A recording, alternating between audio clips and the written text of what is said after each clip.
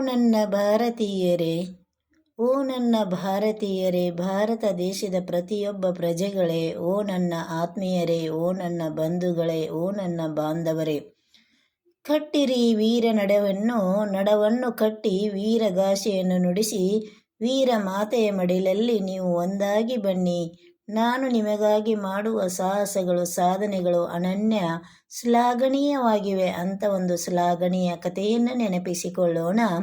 ವೀರ ರಾಣಿ ಚೆನ್ನಮ್ಮ ಕಿತ್ತೂರು ನಾಡಿನಲ್ಲಿ, ಕರ್ನಾಟಕ ರಾಜ್ಯದ ಕಿತ್ತೂರು ನಾಡಿನಲ್ಲಿ ಹುಟ್ಟಿ ಬೆಳೆದು ಧರ್ಮ ಸ್ಥಾಪನೆಯನ್ನು ಸಂಸ್ಥಾಪಿಸುವರಲ್ಲಿ ವೀರಗಾಥೆಯಾಗಿ ಮೆರೆದಿದ್ದಾಳೆ. ಇಂಥವರ ಒಂದು ನುಡಿಭಾವಗಳನ್ನು ನೆನೆಸಿಕೊಳ್ಳಲಿ ಅಥವಾ ಭಾರತ ದೇಶವನ್ನು ಒಗ್ಗೂಡಿಸಿದ ವೀರ ಮಹಿಳೆಯಲ್ಲಿ ಈ ಕರ್ನಾಟಕದ ಮಾತೆಯ ಒಂದು ಸ್ಥಾನದಲ್ಲಿ ಕಿತ್ತೂರು ಚೆನ್ನಮ್ಮಳು ವೀರ ಮಹಿಳೆ ಎನಿಸಿಕೊಂಡಿದ್ದಾಳೆ.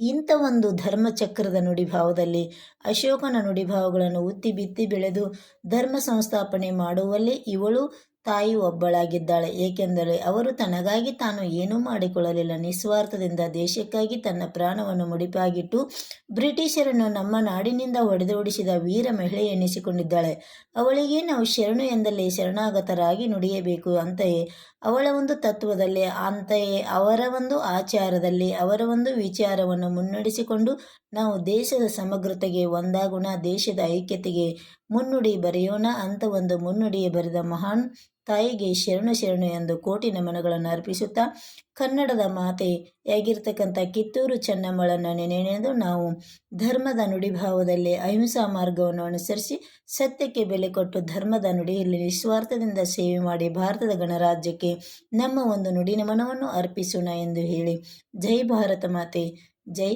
ಚೆನ್ನಮ್ಮ ಎಂದು ಅರ್ಪಿಸುವೆ.